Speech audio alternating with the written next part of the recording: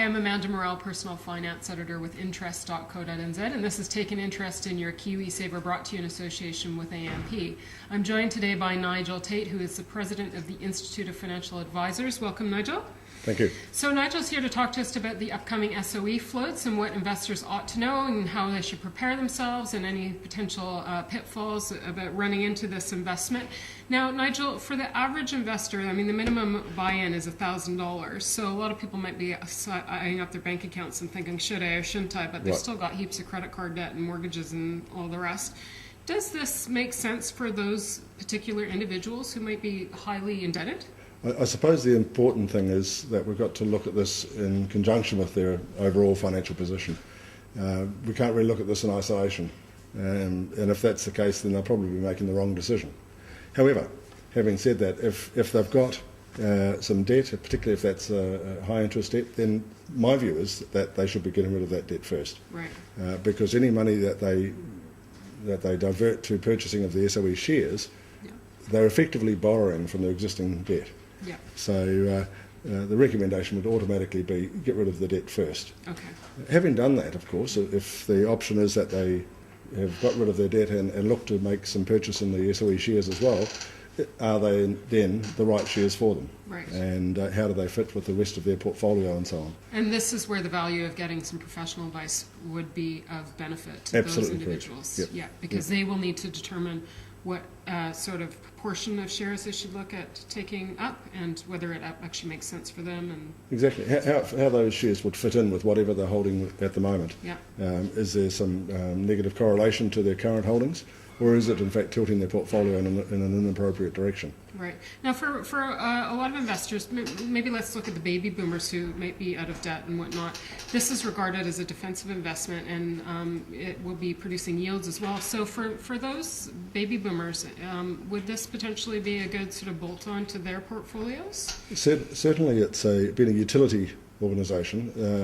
The chances are it's going to be a good, solid investment long term. So I don't have any particular issues with the particular share.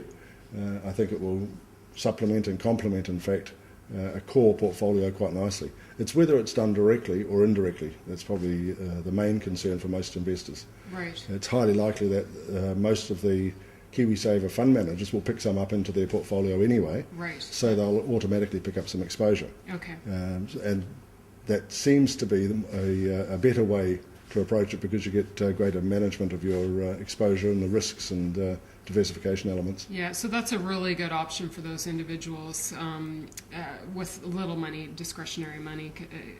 Maybe they should put their mind at ease and just know that that'll be looked after. But I guess my question is, there's a broad range of funds out there and a broad range of providers. Can all KiwiSaver members be assured that they're actually going to get some of these shares in their basket? And if not, what questions should they be asking of their provider? Yeah, certainly there's no guarantees that every provider will hold it in their portfolio. However, most of the advisors, or most of the providers, will have some exposure to utilities and highly likely some New Zealand utilities. So they should be asking, are these included in their portfolio, right. Asked directly of either their advisor or the product provider. Yeah. And I think they'll find that the majority of them will have some exposure there. Okay. So, but I guess the one downside to that is that you might be missing out on the bonus share offering if you go that route. Is that right? Yes, you will, because the KiwiSaver or fund managers, institutional investors, won't have the opportunity of the bonus rights. But remembering, of course, the bonus rights are really just the right to buy more shares. So it's not as though it's a free provision of shares or anything like that. So, okay, and also that's a good point, because a lot of people might be thinking that a certain proportion of shares might actually get you a bonus share. Yes, it just gives you the option to buy more. Exactly. They're it's not a share giving option. them away. No. Okay, good. Well, that's important. And equally, of course, I haven't yet seen the actual valuation of the shares to see whether, in fact, they're good value or not. Most of the marketplace at the moment is undervalued, a large portion of the marketplace. Mm-hmm. So shares, generally speaking, are good buying at present. Right. And I would suspect that these will be in the same sort of area. But remembering the government's looking to raise between $7 and $9 billion with these floats, and that's going back into the government coffers, and hopefully that will help to rebalance the budget over time. So no problems once again with the government actually selling, in my view, selling the shares. It's whether or not those shares are appropriate for the individual. Okay. With respect, this is the first one out the gate, and there's obviously a lot of hype and interest.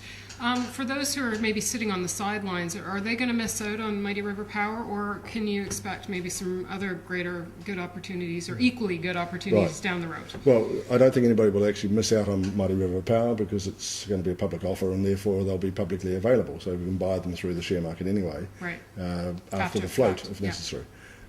Remembering, of course, and we've seen it with past power companies, where they are floated at one particular price, they jump up reasonably quickly, and then they come back to real value within the month or so after that. Right. So just be cautious about when you buy these shares, because you may well be buying them at an artificially inflated price. Right. Now, this is something a financial advisor could give you some constructive advice around as well. I suspect so. Yeah. Now, there's been some concerns raised that there's just not enough qualified financial advisors under the new regulatory regime to address or to answer the questions of the prospective 200,000 investors out there. But in your opinion, how many Kiwis, I mean, we're reluctant to pay for advice, are actually going to go out and get some advice on this one? The problem is there are approximately 2,000 authorised financial advisors. Of those 2,000 advisors, probably half of them work in direct investing. So not all of the 2,000 will actually be able to give you advice anyway. Okay. So we're already talking 100 to 200 individuals that each practitioner would need to be looking after. And that's not going to happen. And the reason for that, of course, is capacity issues. The other thing, of course, is New Zealanders are notoriously reticent when it comes to paying fees for advice around investments.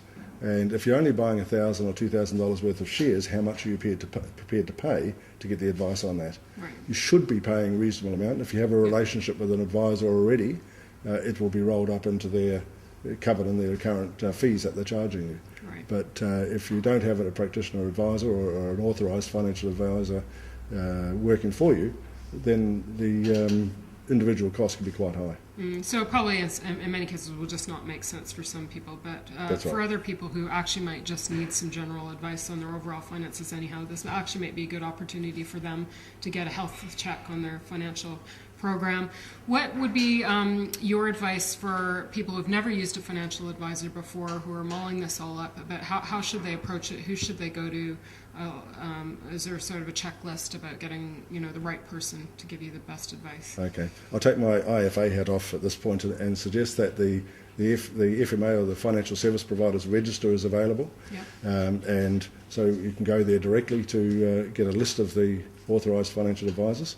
I'll put my IFA hat back on again and say a lot of those members, about half of them, are members of the Institute. They're held to a higher standard. So look for a member of the Institute, and then look for a member in the Institute who specialises in direct investing. Okay. And that's probably a good starting point. From that point forward, it's really a case of personal preference, making sure that there's synergy between the advisor and client, and that you're comfortable and confident with the individual.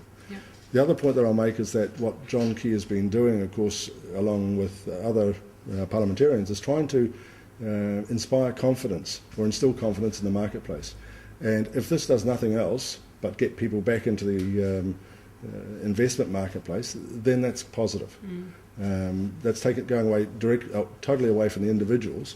But from a process base, I think it's positive because it's getting interest into the marketplace. People are starting to ask questions, and that's going to lead to them having greater financial literacy levels, and therefore, hopefully, over time, making better decisions. And maybe wean New Zealanders off their fixation with residential property. That as well. Maybe. Maybe, we'll see. All right, Nigel Tate is the president of the Institute of Financial Advisors. I'm Amanda Morrell with interest.co.nz, and this has been another edition of Taking Interest in Your KiwiSaver, brought to you in association with AMP.